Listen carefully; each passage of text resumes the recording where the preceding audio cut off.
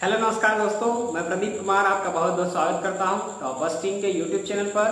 तो जैसा कि हम लोगों ने पिछले क्लास में पढ़ा था इरेशनल नंबर्स के बारे में, तो उसी में आज हम लोग कंटिन्यू करेंगे। आगे का आज हम लोग एक्सरसाइज करेंगे। तो एक्सरसाइज में ट्रू फॉल्स दे रखे हैं हमें। इसमें फर्स्ट क्वेश्चन दे रखा है। फर्स्ट क्वेश्चन है, every irrational number is a real number. क्या प्रत्येक अपरिमेय संख्या वास्तविक संख्या होती है? तो इसका आंसर ट्रू है। देखिए ट्रू फॉल्स हम लोग कर रहे हैं। तो फर्स्ट वाला जो हमारा ट्रू है वो किस तरह से देखिए, ये हमारा ट्रू है। देखिए फर्स्ट वाले में कह रहा है कि क्या प्रत्येक अपरिमेय संख्या वास्तविक संख्या होती है, तो ये ट्रू है। अब देखिए रियल नंबर के बारे में हम लोगों ने पिछले वीडियो में देखा था। रियल नंबर क्या होते हैं एक बार रिवाइज कर लेते हैं। रियल नंबर, तो रियल नंबर होते हैं हमारे collection of rational and irrational numbers.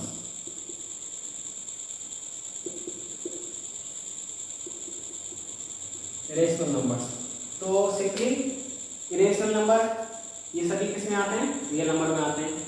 तो ये हमारा ट्रू हो गया इस तरह से, क्योंकि हमें पता है जो प्रत्येक वास्तविक संख्या होती हैं वे किससे मिलकर बनी होती है, या तो वो एक रेशनल नंबर होंगी या फिर रेशनल नंबर होंगी, परिमेय संख्या या अपरिमेय संख्या, इनमें से कोई एक होंगी। रियल नंबर जो होंगे हमारे, तो ये सभी जो रेशनल नंबर हैं, जो सभी अपरिमेय संख्याएं हैं, ये सभी क्या होती हैं? वास्तविक संख्याएं होती हैं।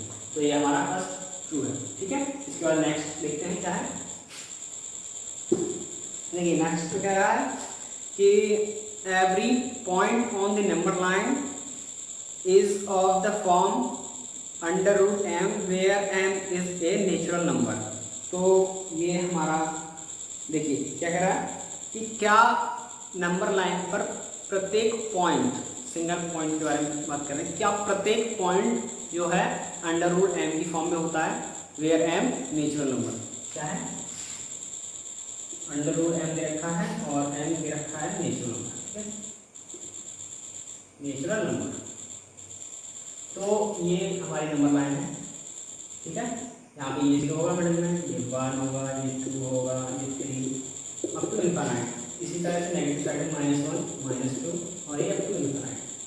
ठीक है, तो हमें पूछ रहा है कि क्या प्रत्येक अपरिमेय संख्या, सॉरी एवरी पॉइंट, प्रत्येक पॉइंट के बारे में बात कर रहा है, क्या प्रत्येक पॉइंट जो है नंबर लाइन पे वो इस तरह से लिखा जा सकता है अंडर रूट एन की फॉर्म में, वेयर एन नेचुरल नंबर। तो ये फॉल्स है हमारा। इस तरह से देखिए जो नंबर लाइन होती है वो इनफाइनाइट पॉइंट से मिलकर बनी होती है। बहुत सारे पॉइंट छोटे छोटे होते हैं जिससे एक नंबर लाइन फॉर्म होती है। देखिए ये कोई पॉइंट ले लीजिए हमने छोटे छोटे, तो ये बहुत सारे पॉइंट हो गए।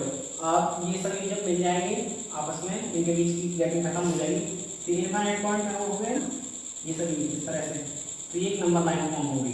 ठीक है, तो जब नंबर लाइन पे रूट एन की फॉर्म में हम प्रत्येक पॉइंट को नहीं दिखा सकते। मान लीजिए √2 और √3 है।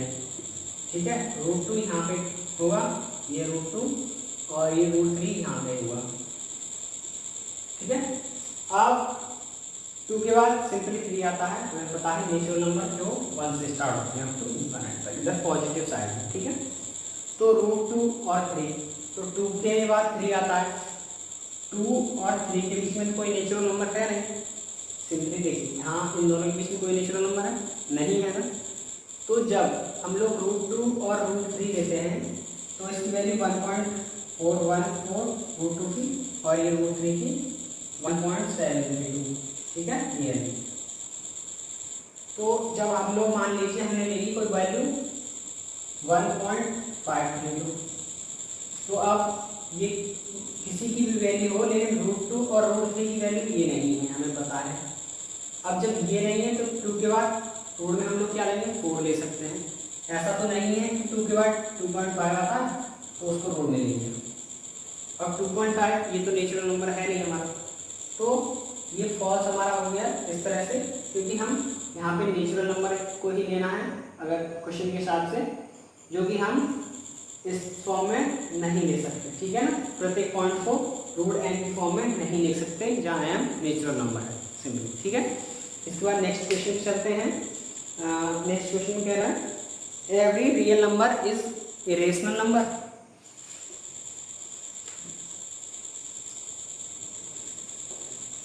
सेकंड वाला पॉज था, मैं यहाँ लिख रहा हूँ सेकंड पॉज। थर्ड वाले की बात करते हैं। थर्ड क्या है, every real number is an irrational number. तो ये भी फॉल्स है, क्योंकि हमें पता है जो वास्तविक संख्याएं होती हैं वो परिमेय और अपरिमेय दोनों से मिलकर बनी होती हैं।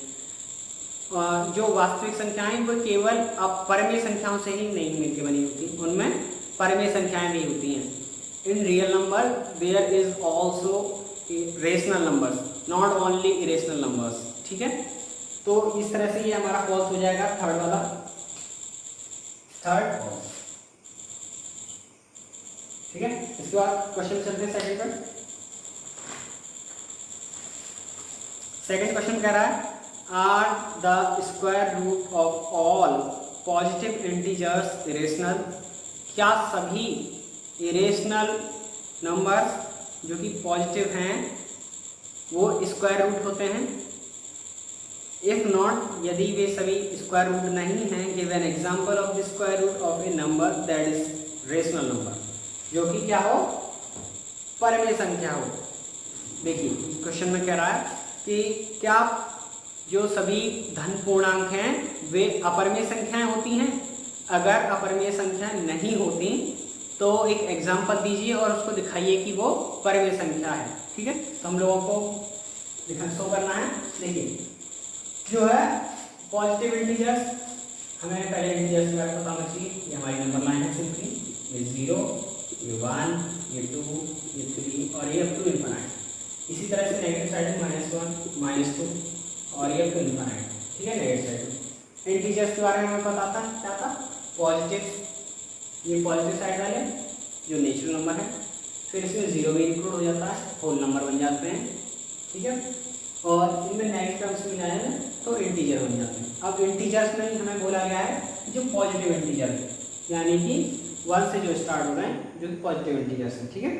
अब पॉजिटिव इंटीजर में हमें क्या लेना है, तो हमें दिखाना है कि क्या ये पॉजिटिव इंटीजर है वो इरेशनल होते हैं यानी अपरिमेय होते हैं, अगर नहीं होते तो वो किस तरह से। देखिए हमें पता है कि अगर यहाँ पे आगे तो हम लोग 4 ले लें, ठीक है, यहाँ पे 4 मान लीजिए और अब यहाँ पे भी 9 मान लीजिए कहीं, ठीक है, आगे। तो देखिए अगर हम लोग 4 को लेंगे और इसका स्क्वायर रूट निकालेंगे तो ये क्या हो जाएगा, ये 2 हो जाएगा, ठीक है। सिंपली हम लोग 2 को किस तरह से लिख सकते हैं, या तो यहाँ 1 कर दीजिए, क्योंकि 1 से किसी में डिवाइड कर देते हो कोई फर्क नहीं पड़ता है, या फिर इसको 10/5 भी तो लिख सकते हैं। हमने बताया था कि जो परिमेय संख्याएं होती हैं, रेशनल नंबर्स जो होते हैं, उनकी कोई यूनिक रिप्रेजेंटेशन नहीं होती, उनको किसी एक पार्टिकुलर तरीके से ही हम लोग शो नहीं कर सकते, उनको अलग अलग तरीके से भी शो कर सकते हैं। जैसे यहाँ पे ये 2 है, इसको 2/1 भी लिख देंगे तो कोई चेंज नहीं होगा, इसका आंसर सिंपली 2 ही रहेगा। ये 10/5 है, इसको जब हम सिंपल फॉर्म में लिखेंगे तो ये 2 ही आ जाएगा, देखिए 5 से डिवाइड करेंगे तो ये 2 टर्म जाएगा। इसी तरह से यहाँ पे लिख लीजिए आप 20/10। तो ये सभी क्या है, रेशनल नंबर हैं, परिमेय संख्याएं हैं, और ये सभी क्या हैं, इक्विवेलेंट हैं, समरूपी हैं, ठीक है। तो एक तो हमारा √4 हो गया। इसी तरह से √9 को भी हम लोग लिख सकते हैं, √9 को तो क्या आएगा हमारा 3 आएगा। 3 क्या है, रेशनल नंबर है। किस तरह से, या तो 1 लिख दीजिए इसके नीचे, या फिर ये 3 हम लोग क्या लिख सकते हैं, सॉरी यहाँ पे लिख दीजिए 18/9, सॉरी 6, 18/6। तो ये भी तो इसके इक्विवेलेंट है, क्योंकि 6 से 18 को डिवाइड करेंगे, 6 3 जा 18 आंसर आएगा। तो हमने ये किस तरह से लिख दिया, रेशनल फॉर्म में लिख दिया, ठीक है। इरेशनल नंबर को रेशनल फॉर्म में लिख दिया इस तरह से। तो हम लोग कह सकते हैं यहाँ पे कि जो प्रत्येक पॉजिटिव इंटीजर्स हैं वे इरेशनल नहीं होते, यानी अपरिमेय नहीं होते, उनमें परिमेय संख्याएं भी होती हैं जो कि इस तरह से लिखी जा सकती हैं, ठीक है।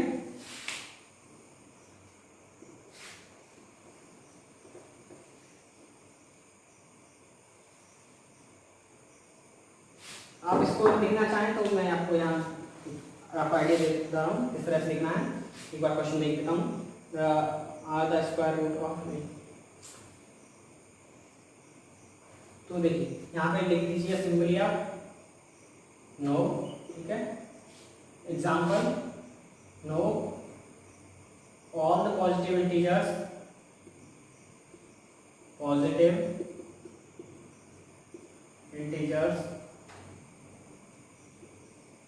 are not irrational, ठीक है। और इसमें एग्जांपल दे दीजिए आप सिंपली, यहाँ पे एग्जांपल लिखे, एग्जांपल में √4 लिख दीजिए और √4 और इसको दिखा दीजिए 2, और इसको आप इस तरह से भी लिख सकते हैं √2 को रेशनल फॉर्म में दिखाने के लिए। रेशनल फॉर्म में हमें पता था कि P/Q फॉर्म में दिखाना होता है जहाँ P और Q इंटीजर्स होते हैं। तो यहाँ पे आप 10/5 भी लिख सकते हैं, ठीक है, इस तरह से एग्जांपल दे दीजिए, या फिर आप इसको ये लिख दीजिए 30/15। तो ये भी क्या है, रेशनल फॉर्म में है और जो कि 2 के इक्विवेलेंट है। और या फिर आप 9 का एग्जांपल दे सकते हैं, 3 आएगा और 3 को हम लोग इस तरह से लिख सकते हैं 18/6 इस तरह से, ठीक है। ये रेशनल फॉर्म हो गई।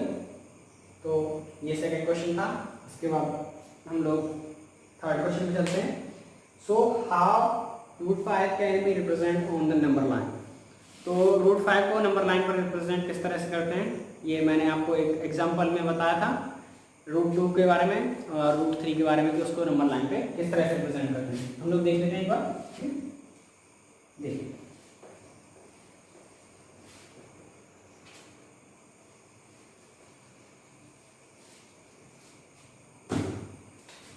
ये हमारी नंबर लाइन है,